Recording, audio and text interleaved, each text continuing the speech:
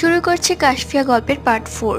এরই মধ্যে আমার বোন কাশফিয়ার নামে কিছু ফেক স্ক্রিনশট নিয়ে আমার কাছে আসে, কিন্তু তখন আমি বুঝতেও পারিনি সেগুলো ফেক। আমার মগজ এমন ভাবে ধোলাই করা হচ্ছিল যেন যা বলছিল তাই সত্যি মনে হচ্ছিল। দেখলাম প্রোফাইলে কাশফিয়ার পিকচার দেওয়া, আর এত বাজে বাজে টেক্সট করা ছিল যেগুলো দেখে আমার মাথা একেবারে গরম হয়ে গেল।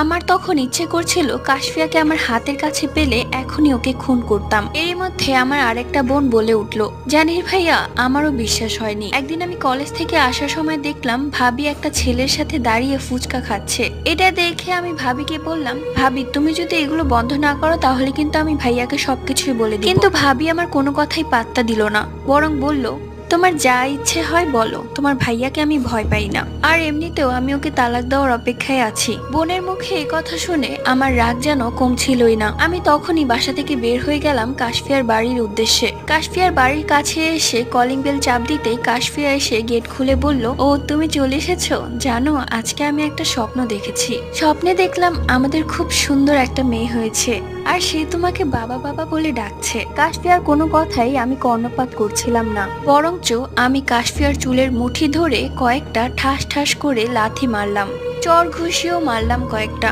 মার খেয়ে ও নিচে পড়ে গেল, ওর মুখ ফেটে রক্ত বের হচ্ছে।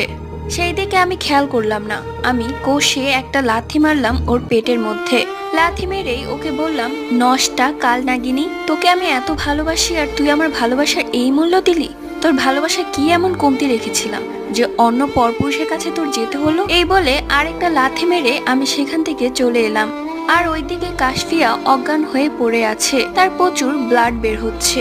বাড়ি এসে মাকে বললাম, আমাকে এক গ্লাস ঠান্ডা পানি দাও, মাথাটা পুরো ধরেছে। মা আমাকে বলল, কিরে কোথায় গিয়েছিলি? ওই কালনাগিনীর বাড়িতে যাসনি তো আবার?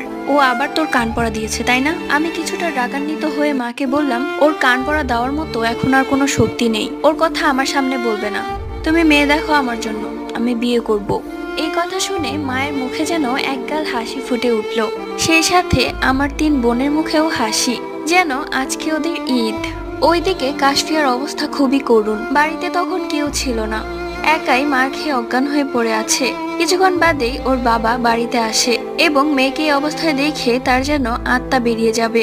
জলদি করে কাশফিয়াকে হসপিটালে ভর্তি করা হলো।